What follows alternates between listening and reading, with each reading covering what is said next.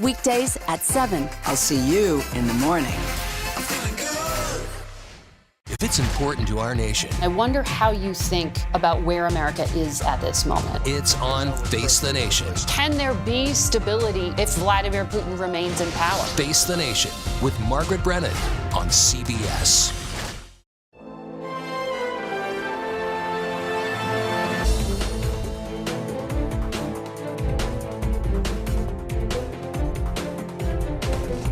The People's Republic of China, which is increasingly challenging the United States economically, technologically, politically, and militarily around the world, remains our unparalleled priority. The FBI has long assessed, going all the way back to the summer of 2021, that the origin of the pandemic was likely a lab incident in Wuhan. We want to make sure that the digital products and services Americans use every day are safe and secure. Every single American deserves to feel safe in their own community, and I just couldn't square the public policy decision that D.C. made. Some GOP candidates are heading to Iowa as the race for the Republican presidential nominee heats up.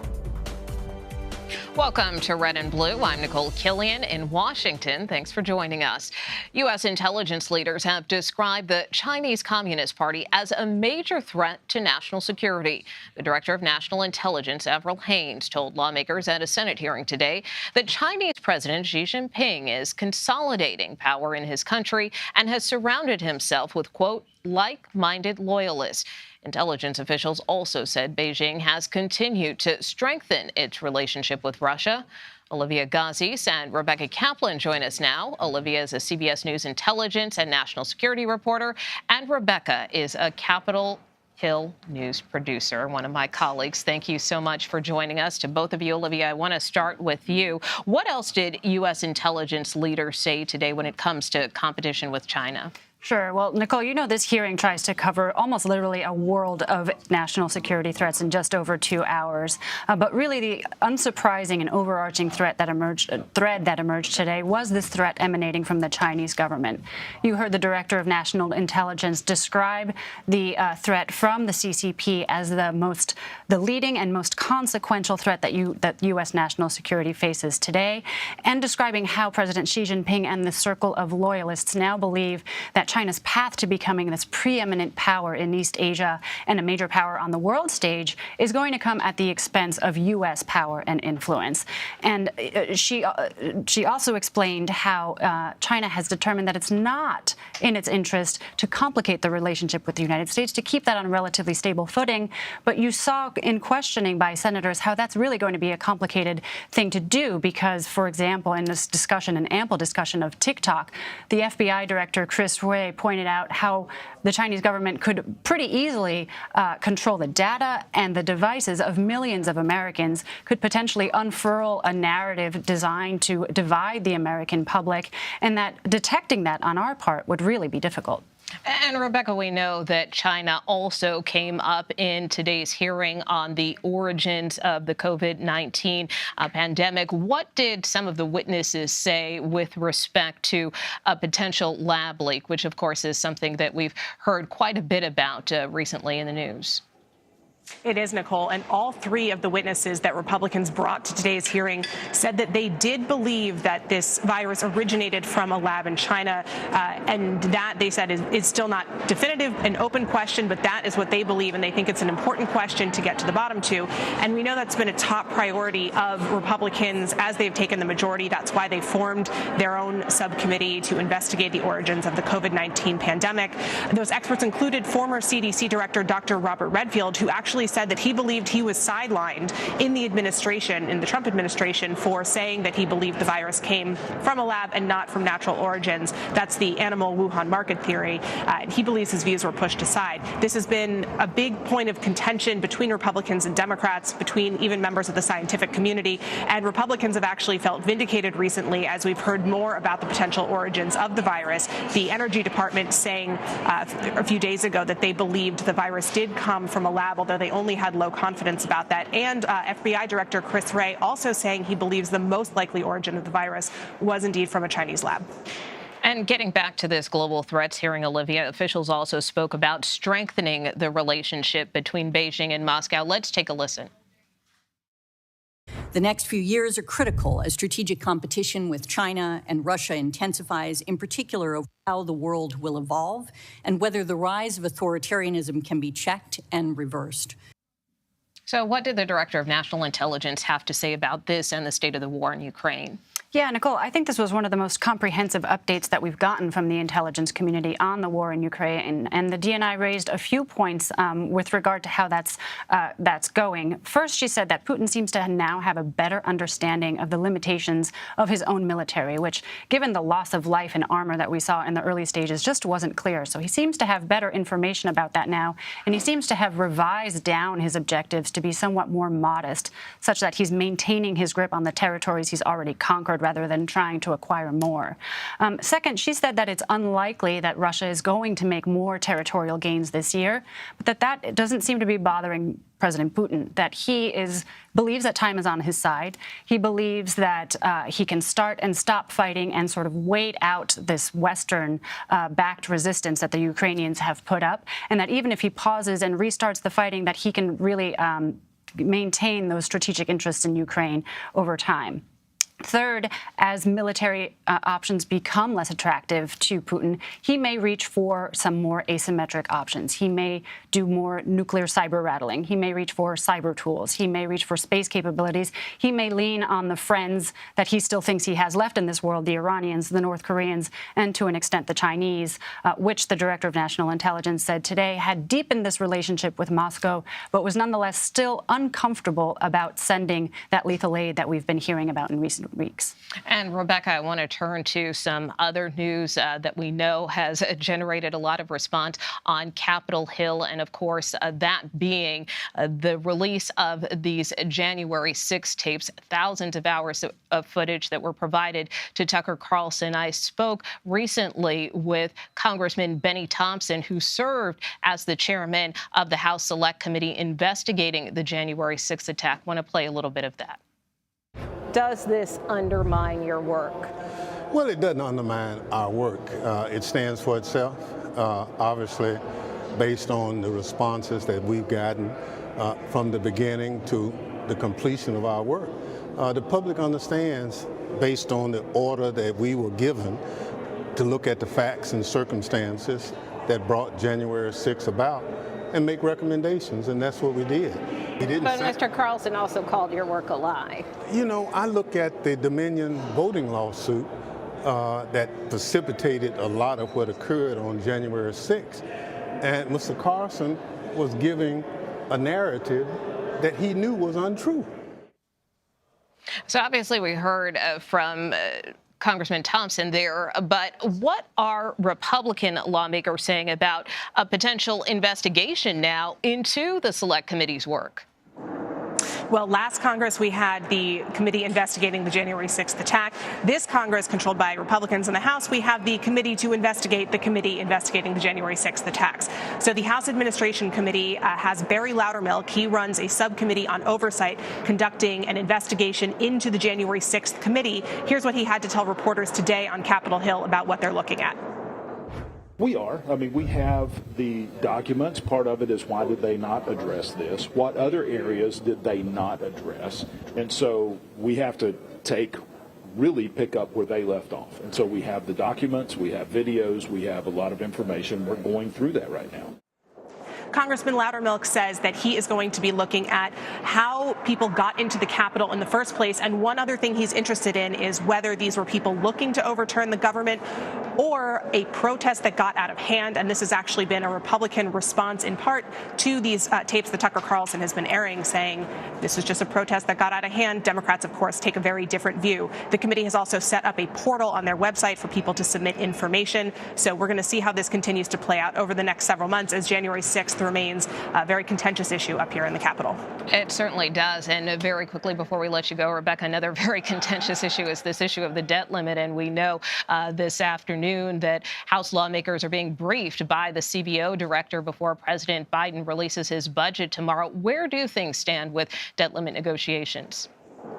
So far, things are at a standstill, Nicole, and I think that's partially because everyone is waiting to see not only what President Biden puts forward in his budget coming out this week, but also what the Republican response is, because we've heard a lot of Republican calls for cutting spending and putting the U.S. on a responsible fiscal path, but we haven't actually seen a proposal for what those cuts would look like. Our understanding is they are waiting for the White House to go first. Now, Speaker McCarthy told reporters this afternoon he has not yet had any further outreach from the White House about an additional meeting on the debt limit, so I think we'll see this issue pick up again in the next couple weeks ahead of a deadline a few months from now where they really need to raise that borrowing limit for the U.S. All right. Things always come down to the 11th hour, as we both know. Rebecca Kaplan, Olivia Gazis, thank you so much for joining us. The Senate is expected to vote on a controversial crime bill in D.C. Up next, we'll hear from Congresswoman Angie Craig, a supporter of the measure. You're streaming Red and Blue, reporting across the political divide.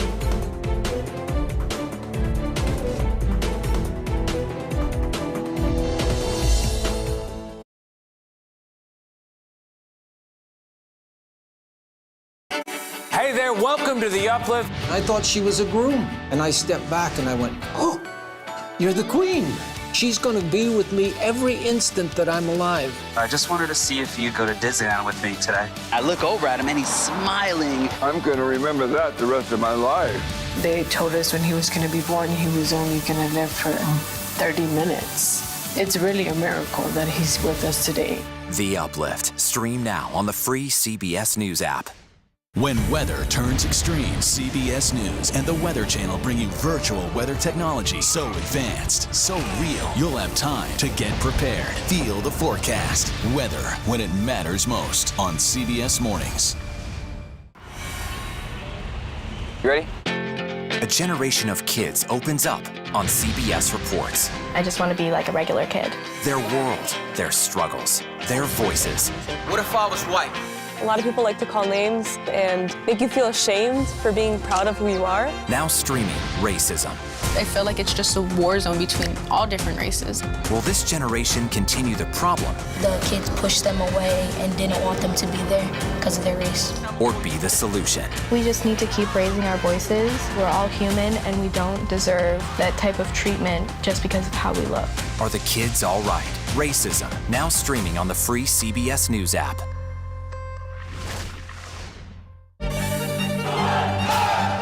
An original documentary from CBS reports tensions rising between a powerful country and a vital island. The supply of this technology came grinding to a halt. The world would grind to a halt. Absolutely. As Taiwan faces threats and aggression, Taiwan is on the front line, and we understand our responsibility as a democracy. We cannot fall. CBS News examines whether they can defend themselves. Putin, Ukraine, China, Taiwan, there are manifestations of the battle between autocracy and democracy. And that is a fight that we're all engaged in. Defending Taiwan, now streaming on the free CBS News app.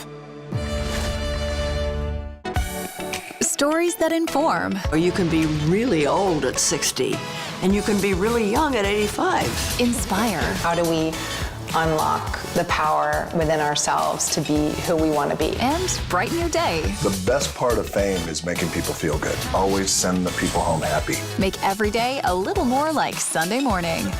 Here comes the sun. Stream now on the free CBS News app. When weather turns extreme, CBS News and the Weather Channel bring you virtual weather technology so advanced, so real, you'll have time to get prepared. Feel the forecast. Weather when it matters most on CBS Mornings. Welcome back to Red and Blue. I'm Nicole Killian. A Republican-led resolution that would invalidate a controversial D.C. crime bill is getting bipartisan support in the U.S. Senate. President Biden has already said he will sign the measure and has received mixed support from Democrats regarding his decision. Earlier today, I spoke with Minnesota Democratic Congresswoman Angie Craig to get her take on the bill and her health after being attacked last month in her Capitol Hill apartment building. Congresswoman, thank you so much for joining us here on Red and Blue. I know it's been about a month since your attack. How are you doing? You know, I'm doing really good. I've had such an outpouring of support from people throughout my congressional district and across a bipartisan group of members of Congress. So I'm doing good, and Look, it's always tough. I've never been the victim of an assault before, but certainly it gives you a real perspective on public safety and just all the complicated ways in which we're asked to make these public policy decisions. I know today we will see the Senate vote on a Republican disapproval resolution regarding D.C.'s criminal code. This is a measure you supported here in the House. Why? I supported the measure because that actually is the constitutional authority that I'm asked to do. I also support D.C. statehood, but as it turns out, I had to make a call, a decision. But if you support statehood, how do you square the two? Well, I square the two because until D.C. has statehood, it falls to the Congress to have that constitutional authority. And I, from a public policy perspective, could not and cannot square decreasing penalties for carjackings.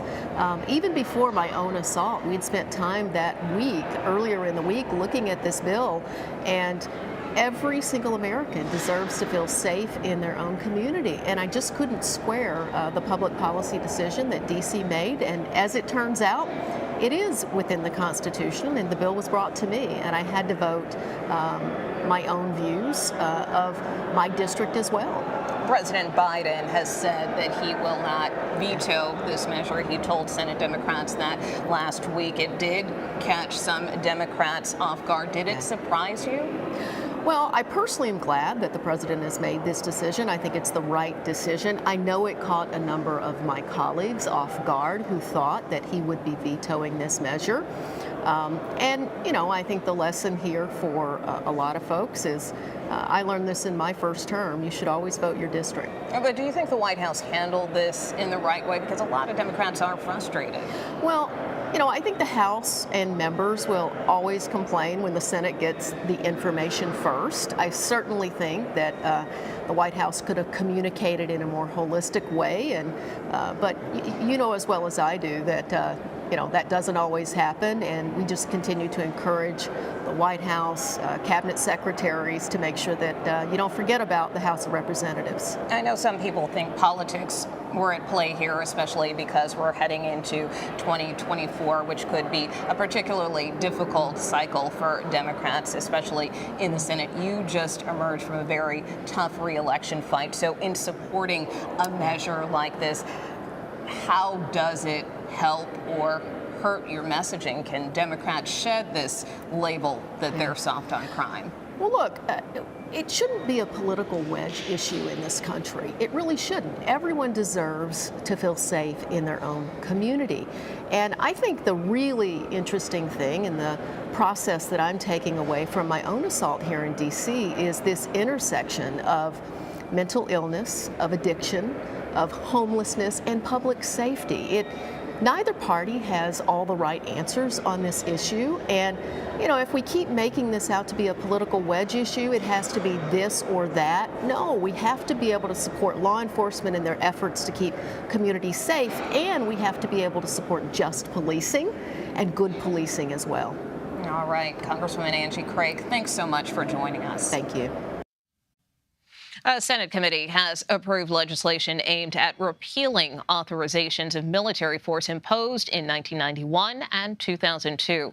The measure authorized the Gulf and Iraq wars. Legislation reintroduced by Senators Tim Kaine and Todd Young last month aims to prevent potential misuse of the decades-old legislation. The senators say the bill will reaffirm congressional authority in deciding when to put troops in harm's way and in declaring wars over. The bill now heads to the Senate floor, where it has wide bipartisan support. A data breach of Washington's online health insurance marketplace has potentially exposed the public information of members of Congress and their staff.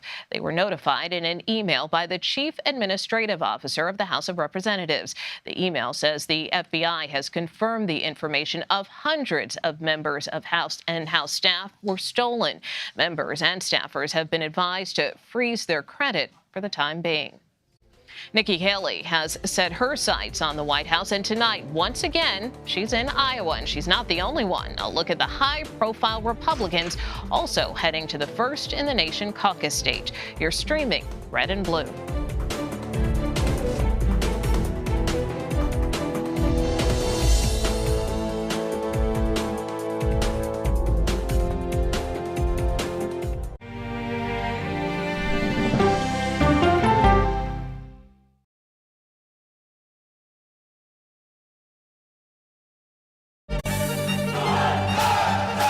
original documentary from CBS reports tensions rising between a powerful country and a vital island. The supply of this technology came grinding to a halt. The world would grind to a halt. Absolutely. As Taiwan faces threats and aggression, Taiwan is on the front line, and we understand our responsibility as a democracy. We cannot fall.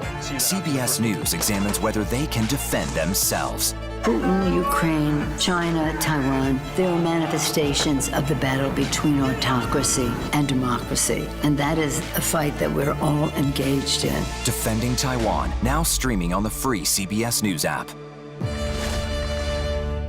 When weather turns extreme, states from the plains to the northeast are bracing for more than 2 feet of heavy snow. Every second counts. This is a monster winter storm. CBS News and the Weather Channel bring you virtual weather technology so advanced, so real. There's a wrinkle in the forecast, the accumulating ice.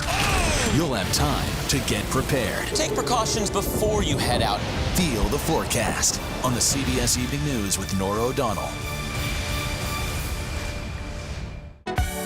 Stories that inform. You can be really old at 60, and you can be really young at 85. Inspire. How do we unlock the power within ourselves to be who we want to be? And brighten your day. The best part of fame is making people feel good. Always send the people home happy. Make every day a little more like Sunday morning.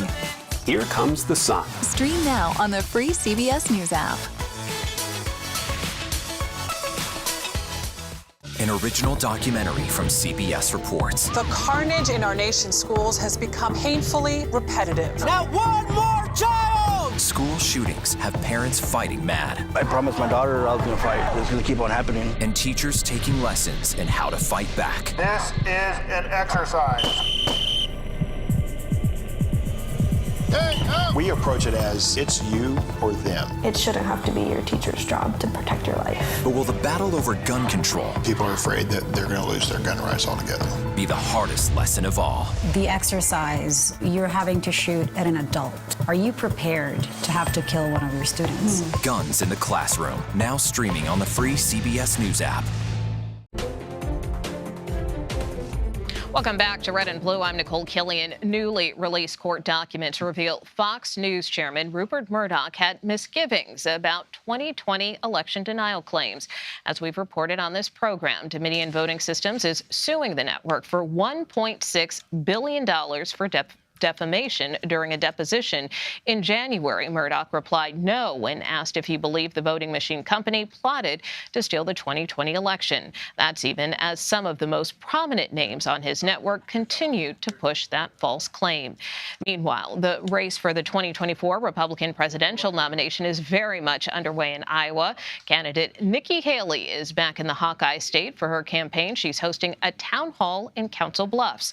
And Florida Republican Governor Ron DeSantis is heading to Iowa on Friday, while former President Trump is scheduled to make a speech there Monday on education. CBS News political director Finn Gomez joins us now. And, Finn, I just want to get started with this Dominion lawsuit, of course, that continues to make a lot of headlines. Exactly. But there are also some political implications here in many of these depositions. For instance, we learned that Tucker Carlson texted that he hates President Trump passionately. So has the former president responded to that revelation? So far, no, he hasn't. The last time he mentioned Tucker Carlson was less than 1 day ago when he posted on his social media platform that he was praising him for releasing that controversial January 6th video that was given to him by Speaker McCarthy.